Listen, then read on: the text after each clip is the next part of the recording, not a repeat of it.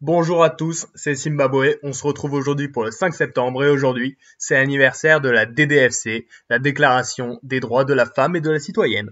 Et oui, ce texte existe. Donc en fait, elle a été rédigée donc par Olympe de Gouges, donc une célèbre féministe donc de la Révolution française, donc qui défendait évidemment la liberté entre les femmes et les hommes. Sauf qu'à l'époque, c'était très loin d'être évident et en fait, du coup, tout le monde s'en foutait de ce qu'elle a fait. Et en fait, elle reprenait donc la DDHC et en fait, elle faisait ça pour critiquer la Déclaration des droits de l'homme et du citoyen, et dire qu'en fait, elle oubliait tout à fait une moitié de la population et quand même, ça se faisait pas trop.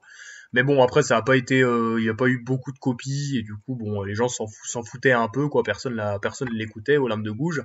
Et du coup, après, elle s'est faite guillotiner en 1793 parce qu'elle était avec les Girondins. Et les Girondins, on les aimait plus et du coup, voilà. Et donc, évidemment, dans la déclaration, on a la célèbre phrase: la femme a le droit de monter sur l'échafaud. Elle doit avoir également le droit de celui de monter à la tribune. Donc, à méditer. Après, néanmoins, pour revenir sur l'âme de Gouges, elle a laissé aujourd'hui une image très, en fait, très révolutionnaire, voilà, un peu très à gauche, genre féministe, aussi pour l'abolition de l'esclavage. Après, faut pas oublier qu'elle était aussi très monarchiste, hein, et qu'il y a quand même tout un côté très conservateur de l'âme de Gouges qu'on a totalement oublié, mais voilà, faut pas oublier ça, quoi. Donc à retenir.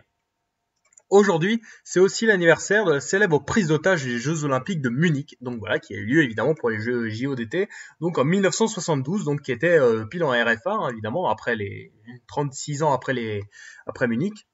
Enfin non, après les Jeux de Berlin. Et donc évidemment, en fait, qu'est-ce qui s'est passé? On a un groupe des terroristes palestiniens donc qui ont pris des membres de l'équipe olympique d'Israël en otage et qui ont assassiné des membres, enfin qui ont assassiné des types. Donc on a eu 11 athlètes israéliens qui sont morts, 5 terroristes qui se sont fait tuer après et un policier ouest-allemand. Je peux vous dire qu'à l'époque, ça a fait un énorme scandale. En fait, ils voulaient protester de la politique d'Israël, évidemment, pendant la guerre des 6 jours, hein, où Israël avait pris pas mal de territoires sur les Arabes. Et du coup, voilà, en fait, c'était pour rager. Sauf que bon, voilà, ils ont tué des innocents parce que les athlètes israéliens, ils avaient rien fait. Donc encore une fois, on a le rapport entre la politique et le sport, tout ça, c'est pas vraiment fou, quoi. Et du coup, bon, après, il y a le Mossad qui a décidé de faire une autre politique répressive, enfin l'opération Colère de Dieu, donc qui visait à assassiner plein de mecs de commanditaires palestiniens. Ça a aussi été très violent, faut pas oublier ça non plus, mais bon quand même c'était quand même très chiant, voilà. Et oui, voilà, les jeux reprennent le lendemain et en fait, la plupart des gens en fait se comportèrent comme si rien ne s'était passé la veille.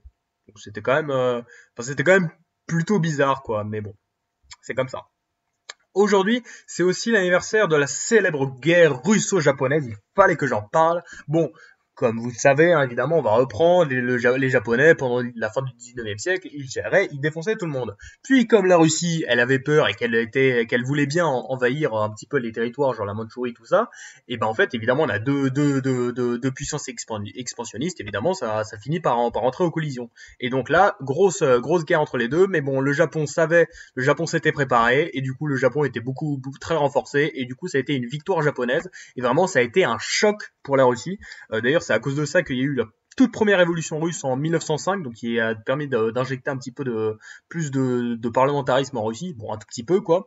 Et après donc en termes de conséquences on a eu le traité de Portsmouth, donc là-dedans on avait un certain Theodore Roosevelt, donc qui était le président des États-Unis, qui a pu avoir le prix Nobel de la paix parce qu'en fait il avait totalement fait la médiation du conflit, donc ça faisait un peu les États-Unis qui arrivaient pour calmer le jeu. Et le traité a aussi été totalement rédigé en langue française, hein, parce qu'à l'époque, le français c'était vraiment la langue de la diplomatie, faut pas oublier ça.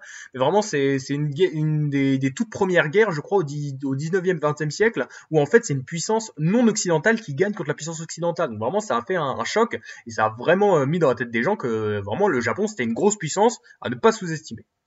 Donc voilà les trois événements à retenir pour aujourd'hui. La DDFC en 1791, la prise d'otage de Munich en 1972 et la guerre russo-japonaise en 1905. C'était Zimbabwe. Merci d'avoir regardé. Bisous!